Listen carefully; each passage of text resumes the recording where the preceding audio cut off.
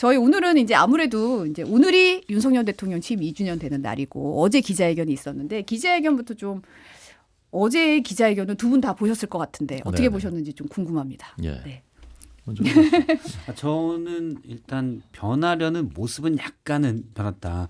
예전에 제가 대통령이 여야 영수회담에 이럴 때 일단 스타일만 조금 변하려고 하는데 시옷 정도가 변했다. 시옷. 예, 네. 스타일의 시옷 정도 변했다고 했는데 발음까지는 같이 변한 것 같아요. 의까지는 갔나요? 예, 의까지는. 근데 티는 뭐 디귿도 못 갔어요. 근데 디귿도 안 되고. 왜냐하면 알맹이는 스타일에서도 일부 변화만 보이고 알맹이는 전혀 변한 게 없죠. 특검이나 국정운영 기조에 대한 부분 또 의대 정원 증언 문제 등 여러 가지 현안에 대해서는 변한 게 거의 없다. 물론 원래 변하지 않을 거라고 생각을 했죠. 대통령이 성정도 그렇고 또 그런 입장도 계속 내비쳤습니다. 그래서 변하지 않을 거라고 봤는데 변하지 않은 거에 대한 질타, 비난, 뭐 중도층까지 해서 꽤 있는데 이거는 총선 참패 뒤예요. 그러니까 역대급이고 참패라는 게 그냥 졌다가 아니라 108석밖에 못 얻은 집권 여당에 대해서 민심이 심판한 거거든요. 그러면 그거를 뼈아프게 느꼈다면 더 많이 의식적으로 변해야 되지 않았나라는 생각을 합니다. 하지만 위기감에 좀 조금 의까지 내려왔다. 네, 의까지 정도 변한 것 같아요. 스 정도 그러니까 합쳐서 의까지 변한 것 같아요. 오 대변인은 어떻게 보셨어요? 저렇게 보시는 그 시각과 마음에 뭐 동의하는 부분이 있습니다. 저도 그래서 이제 국민들께서 기대하시는 이제 기대치 이번에 대통령께서 얼마 정도 이제 달라진 모습을 보여줄 것인가라는 기대치가 있었는데 거기에 어느 정도까지 미쳤느냐에 대해서는 약간 이제 사람마다 차이가 있을 것 같습니다. 그 대통령에 대한 애정이라든가 뭐 이런 거에 따라서 점수는 달라질 것 같은데 저는 스타일의 스하고 티귿까지는 바뀌었다고 저는 생각을 합니다. 좀 더 갔다. 예, 좀 더 갔으면 좋았겠다라는 마음이 이제 저도 이제 조금 있었지만 그래도 이제 한 보를 진 1보를 내리는 것은 굉장히 중요하다. 거기서부터 2보, 3보 나아갈 수 있는 발판이 됐다. 사과라는 표현을 직접 하신 부분하고 앞으로 언론과 많이 소통하겠다라고 한 부분 그리고 특검에 대해서도 저는 조건부 수용 특히 이제 해병대원 사망 사건에 대해서는 조건부 수용이라고 저는 이제 해석을 했거든요. 그런 부분들에서 그래도 600일 만에 기자회견하고 질문도 이제 좀 더 받겠다. 그리고 물론 좀 부족했지만 그래도 정치 분야에 대해서 꽤나 많은 시간 할애한 것들 이런 것들이 그래도 앞으로에 대한 기대를 품게 할 수 있는 회견이었다라고 생각합니다. 좀 희망이 조금 보인다. 예, 티귿까지 갔습니다. 예. 네, 알겠습니다. 이제 회견의 주요 내용들을 좀 들여다볼게요. 이제 일단 윤 대통령이 어제 김건희 여사의 명품백 수수 의혹에 대해서 처음으로 제 아내의 현명하지 못한 처신으로 국민께 걱정 끼친 부분에 대해 사과드린다고 했습니다. 하지만 특검에 대해서는 단호히 거부를 하는 이제 오히려 더 세게 이제 거부를 하셨는데 이 부분은 어떻게 보셨어요? 일단 디올백 수사와 도이치모터스 특검을 별도로 구분해서 얘기를 했었는데요. 대통령이 디올백 수사 부분에서는 검찰이 지금 수사하고 있으니 거기에 대해서 언급하는 게 부적절할 수 있다. 검찰이 엄정하고 공정하게 수사할 것이라고 본다라고 얘기했거든요. 이거는 사실 되게 원론적인 입장이지만 저는 정말 중요하다고 봐요. 이제 검찰은 그래서 대통령까지 오케이 했잖아요. 엄정하고 공정하게 수사하면 됩니다. 여사라고 해서 이전에는 그러니까 연초인지 연말인지 소환 조사가 필요하다라는 의견을 내비쳤는데 깨개갱 했었거든요. 이제 깨개갱 안 해도 돼요. 대통령이 국민들 앞에서 공정하고 엄정하게 하라고 했거든요. 그래서 이런 멘트를 따는 게 사실은 기자회견에 의미가 있는 거고 대통령이 참모들 통해서 대통령이 이랬더라라고 전해지는 게 아니라 생중계되는 방송에서 국민들 앞에서 얘기했잖아요. 그러면 그것대로 가면 됩니다. 저는 검찰이 그래서 그걸 가지고 디올백 수사는 엄정하게 하면 된다고 보고 그다음에 도이치모터스 특검 같은 경우는 거부권을 이미 행사했잖아요. 대통령이 거의 그때 약간 화를 낼 뻔했어요. 문재인 정부 때 나를 그렇게 털었는데 그때 봐주기를 했다고 보느냐. 검찰총장인데 털었는데 봐주겠다고 보느냐. 근데 이제 와서 또 하겠다는 거는 정치 공세다. 약간은 언성이 올라가다가 말았는데 뭐 대통령 입장에서 저는 그렇게 생각할 수도 있다고 보는데 당시의 구조를 정확히 보면 이건 뭐 대선 때도 많이 얘기가 됐던 건데 문재인 대통령이 있고 검찰총장이 있고 이성윤 중앙지검장이 있었습니다. 각자 입장이 다 달랐어요. 그러면 실무부서에서 제가 그 당시에 뭐 여러 지인들 통해서 들은 바로는 실무부서에서도 제대로 한번 털어보자 이런 느낌이 있었어요. 그런데 총장이 나중에 뭐가 될지도 모르고 과연 일사불란하게 움직였을까? 거기에서는 의혹이 있거든요. 그러면 국민적 의혹이 남아있는 상태에서 그다음에 윤석열 정부 들어와서 그러면 그때 아무것도 없다라고 했으면 지금 불기소 처분을 해야 되잖아요. 안 하고 있잖아요. 2년을 뭉개고 있거든요. 그러면 역시 국민적 의혹이 남아있죠. 그게 유죄인지 무죄인지 법적으로는 몰라요. 모르지만 사실은 국민들은 여사가 당시에 주가 조작 이미 1심에서 유죄 판결을 받은 권오수 회장에게 일임만 했는지 아니면 공모해서 일임했는지 주가 조작에 그분에 궁금해하고 있거든요. 그러면 대통령이 나서서 의혹을 풀어야 된다고 봅니다. 그러니까 그때 봐주겠냐? 근데 그때 구조가 눈치 볼 수 있고 지금 보면 눈치 보고 있는 거잖아요. 불기소 처분을 못하는 건 눈치 보고 있는 거예요. 검찰이 눈치 본다는 건 저는 거의 상수기 때문에 아 검찰이 미진하겠구나라는 국민적 의혹이 있고 그러면 특검으로 풀어야 된다고 봅니다. 그 디올백 수수 그 부분에 대해서는 검찰의 지금 전담 수사팀의 수사 결과를 지켜봐야 된다. 공정하고 엄정하게 수사해야 된다라는 그 지금 이제 박 앵커님, 박 소장님인가요? 실장님 말씀에 소장은 공석입니다. 그러니까 실질적인 소장이군요. 네, 네. 전적으로 동의하고요.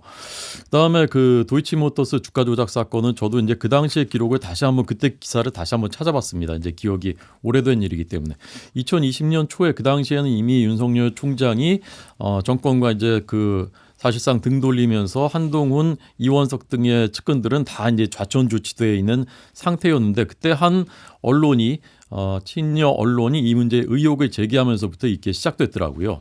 그러다가 이제 계속 이제 친여 단체 언론 등이 계속 수사하라라고 이제 계속 촉구를 하기 시작했고 같은 해 9월에 그때 이제 추미애 법무장관의 아들 문제 거론됩니다. 휴가 뭐 복귀 뭐 이런 것들.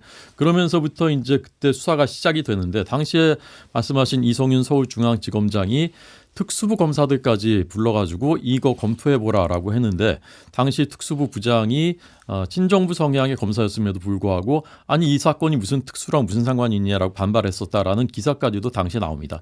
그래서 1년 6개월을 사실 수사력 총동원해서 탈탈 털었던 것은 팩트입니다. 이제 그때 이제 그럼 왜 불기소 처분하지 않았느냐라고 하시는데 그 당시에도 사실 그 부분 비판이 있었습니다. 아니 김건희 여사 1년 6개월 동안 조사했는데 혐의가 드러나지 않아서 기소하지 못했으면 불기소라고 명확하게 해야 되는데 왜 안 했느냐. 그건 봐주기가 아니라 오히려 김 여사에 대해서 명쾌하게 처리하지 않은 당시 정부의 검찰이 그래서 일부러 그런 것이다라는 비판이 있었던 것이거든요. 그래서 저는 이 부분은 도이치모터스 사건 이것을 다시 특검하자고 하는 것은 사실 좀 논리적으로 좀 그 뭐랄까 모순이 아닌가 그렇게 생각합니다. 사실은 특수 라인이 그러니까 윤석열 당시 총장, 한동훈, 법무부 부장 라인으로 쭉 돼 있잖아요. 그 다음에 추미애 장관이 어떤 요 문제에 대해서는 당시 총장의 수사 지휘권도 배제시켰어요. 근데 그 다음에 이성윤 중앙지검장이 와서 쭉 수사를 했는데 특수에 정말 오래 했던 분들은 잘 없었습니다. 당시 저는 이제 법조를 출입 안 해서 모르는데 법조 기자들의 얘기를 들어보면 잔뼈가 굵은 거는 좀 아니었다라는 분석이 많았어요. 그러니까 아무 근거는 없는데 제가 그냥 얘기하자면 한동훈 부장이 했으면 이거는 기소될 수 있었다. 저는 그렇게 생각을 합니다. 이건 근거 없이 네. 제 추정입니다. 추정컨대. 네. 추정컨대. 그 문제에 대해서 잠깐만 설명드리면 저는 이제 법조를 좀 출입했었는데 이제 국민들께서 보통 이제 특검하면 수사 역량이 검찰보다 훨씬 뛰어날 것이다라고 이제 생각하시는 경우가 많은데 대부분의 제가 경험해본 특검들에서는 특검이 검찰의 예컨대 옛날 대검 중수부나 서울지검의 특수부나 지금 반부패 수사부나에 비해서 수사 역량이 더 좋을 수가 없습니다. 왜냐하면 이분들은 계속 이것만 한 분들이잖아요. 아주 특화된 정예 인력들이거든요. 근데 이분들이 수사를 했었 그 특수부보다 갑자기 모인 전직 검사나 또는 일부 파견 검사 또는 수사 경험이 없는 변호사들이 모여서 만든 특검팀이 그런 수사 역량을 발휘하는 것은 예컨대 이제 박영수 특검 그때 윤석열, 한동훈 등등 다 모였던 이런 아주 특수한 경우 빼고는 사실 수사 역량이 더 뛰어나다라고 하기는 굉장히 어렵다고 저는 생각합니다. 이제 어제 MBC의 단독 보도에 따르면 사실 이런 게 있었어요. 현직에서 있었을 때 우리가 이제 단독 보도는 아니고 이제 소환 조사 부분에 대한 지적이 있거든요. 이제 김 여사가 지난 4년 동안 소환 조사 한 번 없었다. 서면 조사만 받았고 그랬을 때 국민들이 보시기에 이게 시시비비가 잘 따져졌느냐 이 부분에서 규명돼야 될 부분이 있다고 의혹을 갖고 있는 건 사실인 것 같아요. 그리고 당시에 이제 현직 수사검사팀에 있었던 현직 검사 같은 경우는 윤사단의 압박이 컸다라고 취재진에게 얘기한 부분이 있었거든요. 그래서 이제 당시의 분위기가 어땠는지에 대해서는 사실 좀 엇갈릴 수 있죠. 평가가 네. 엇갈릴 수 있죠. 이거를 받은 사람 입장에서는 나는 할 만큼 했다라고 받을 수 있지만 이 사안에 대한 국민적인 의혹이 그런 말끔하게 해소됐느냐라는 부분에 대해서는 분명히 국민들이 왜 이 1심까지 간 거에 대해서 아까도 지금 잠깐 언급하셨듯이 불기소 처분을 하든지 뭔가가 좀 정리가 돼야 되는데 뭔가가 계속 이어지고 있고 뭔가 의혹은 남아있기 때문에 그 부분에 대해서 좀 뭔가 정리가 필요하다. 이건 한 번씩 끊고 가야 된다. 이런 부분에 있어서는 좀 평가가 엇갈리는 부분 분명히 있는 것 같아요. 일단 뭐 저는 그 부분에 대해서는 그럽니다. 그러니까 대통령이 아니 나를 뭐 탈탈 털려고 했는데 그러면 뭐가 있었으면 그때 기소했을 거 아닙니까? 라는 게 주 논리잖아요. 근데 우리가 회사 생활 해보면 알지만 사장 다르고 상무 다르고 부장 다르고 의견이 다 달라요. 그럼 밑에서는 어떻게 돼요? 부장 얘기를 따르겠어요? 상무 얘기를 따르겠어요? 사장 얘기를 따르겠어요? 일단 눈치 봅니다. 저는 그럴 가능성이 좀 있다고 봐요. 그렇죠. 어떻게 될지 모르니까. 그렇죠. 어떻게 될지 모르니까. 여기서 사장은 문재인 대통령이고 상무는 윤석열 당시 총장이고 부장은 뭐 이성윤 중앙지검장이에요. 부장은 열심히 하려고 하는데 밑에 과장한테 너 뭐 좀 해라고 했는데 마침 이게 상무의 배우자에 관련된 거예요. 그러면 인지상정상 눈치 보지 않겠어요? 권력이 어디로 갈지 모르는데 최소한 몇 명은 눈치 안 보고 이랬겠지만 최소한 일사불란하진 못했을 것이다. 전 그렇게 생각합니다. 이건 추정이에요. 뭐. 추정컨대 네. 그럴 수 있겠다. 당시 부장들이 저한테 와서 따지면 제가 할 말은 없습니다. 저의 근거 없는 추정입니다. 아니 근데 사실 이제 윤석열 대통령이 사과라는 표현을 쓴 거에 대해서는 참모들도 놀랐다는 보도가 좀 나오고 있긴 해요. 이제 이게 전날 리허설과 독해 때는 사과라는 표현이 없었는데 이제 즉석 발언이었다라는 보도가 좀 나오고 있고 이제 뭐 사과라고 명확히 밝힐 것까지는 예상하지 못했다는 대통령실 관계자 발언이 전해지고 있는데 이런 부분은 어떻게 보세요? 좀 긍정적으로 평가를 하시나요? 저는 긍정적으로 볼 부분도 하나 있고, 근데 대통령께서 뭐 제가 느끼기에는 그 진실한 분이다라고 생각합니다. 막 거짓말을 하거나 얼굴을 바꾸거나 막 그런 그 성정은 아닌 분이라고 생각하는데 그분이 누가 시키지도 않았는데 본인이 직접 스스로 사과라는 말을 했다라는 것은 그래도 이제 그런 부분에서 이제 마음이 좀 달라지는구나, 태도가 달라지는구나라는 부분은 저는 분명히 이제 평가할 부분이라고 생각하고요. 근데 참모들이 몰랐다라는 부분은 사실 저는 좀 들으면서 좀 의아했습니다. 왜냐하면 사실 참모가 그렇게 진언해야 저는 마땅한 상황이었다고 생각합니다. 대통령께서 이번에는 사과를 하시는 게 좋겠습니다. 사과를 하십시오라고 적극적으로 얘기했어야 되는 상황이죠. 그런데 참모들이 그 얘기를 안 했다. 대통령한테.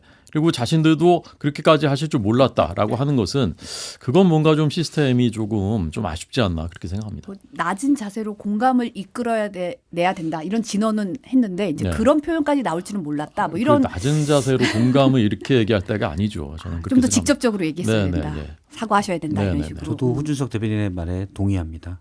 이거는 지금 정신머리가 없는 거라고 봐요. 저는 이 표현에는 동의하지 않습니다. 알겠습니다. 네. 정신머리 빼겠습니다. 속기록에서 지워주세요. 정신머리 빼고. 속기록에서 삭제하겠습니다. 예. 네.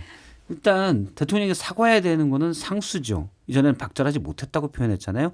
저는 앞서 의발음까지 갔다는 게 이런 부분이에요. 현명하지 못한 처신에 대해서 사과한다라고 얘기했고 대통령이 전반적으로 톤은 약간 반성적인 내용은 다르지만 분위기는 약간 그런 분위기로 간 것 같아요.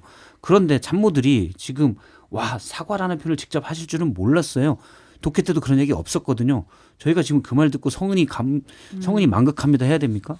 당연히 해야 될 걸 한 건데 그 얘기 자체를 참모들이 내놓는 것도 저는 부적절하다고 봐요. 우리 보고 지금 감사하라고 해내는 거지. 아유 그럴 줄 몰랐는데 하셨네 고맙습니다. 저는 당연히 오준석 앵커 말대로 당연히 참모들이 했어야 되고 대통령이 사과라는 표현을 아예 초반에 준비할 때는 안 썼다라는 표현 자체도 공개되면 안 된다고 봐요. 그게 바뀌는 거죠.